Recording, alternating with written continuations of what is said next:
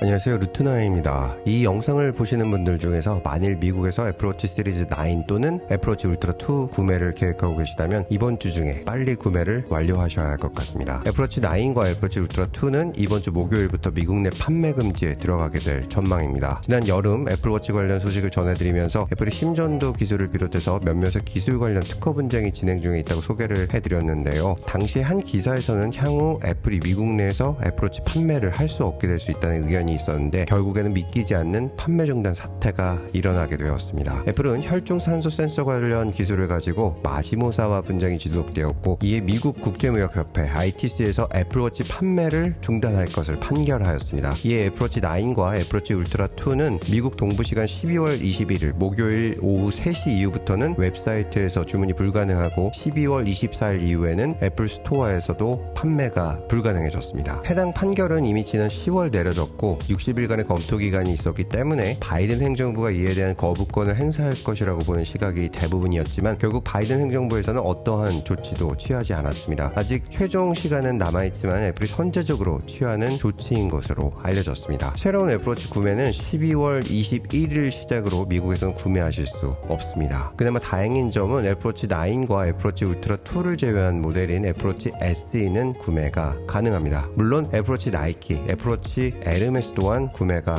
불가능합니다. 애플은 이러한 결정으로 인해서 결국 2억 달러, 하나 약 2,500억 원의 매출 손실이 발생될 것으로 예상되고 있습니다. 한편 해당 소식이 전해지고 마시모사의 주식 거래량은 약 5%가량 증가된 것으로 알려졌습니다. 2020년 마시모사는 연방 법원에 애플을 고소하게 되었고, 법정 분쟁 비용으로 약 6천만 달러, 하나 약 700억 원 가량을 이미 지출한 것으로 알려졌습니다. ITC의 명령은 이미 지난 10월에 내려졌고 60일간의 대통령 검토 기간의 만료 일정은 12월 25일입니다. 현재로선 바이든 행정부가 어떠한 스탠스도 취하지 않고 있기 때문에 막판 뒤집기가 일어날지도 미지수입니다. 애플은 거부권 행사가 진행되지 않는 경우 12월 26일 항소를 시작하기로 하였습니다. 그렇다고 해서 판매 중단이 취소되는 일은 없을 예정이고, 항소심에서 패소하는 경우 마시모사의 해당 특허는 2028년 8월까지로 해당 기술은 애플워치의 사용이 불가능합니다. 사실 애플워치 10의 기대감으로 인해서 존버를 타고 계신 분들이 더 많기 때문에 오히려 애플에게는 홍보 효과가 더 크지 않을까 생각해 봅니다. 산소 포화도 관련 우회 기술도 많기 때문에 이에 애플이 협상하지 않고 이 사태로 인해서 오히려 애플워치 10에 대한 기대감이 더 커지게 되었습니다. 감사합니다. 보스턴에서 루트나인이었습니다.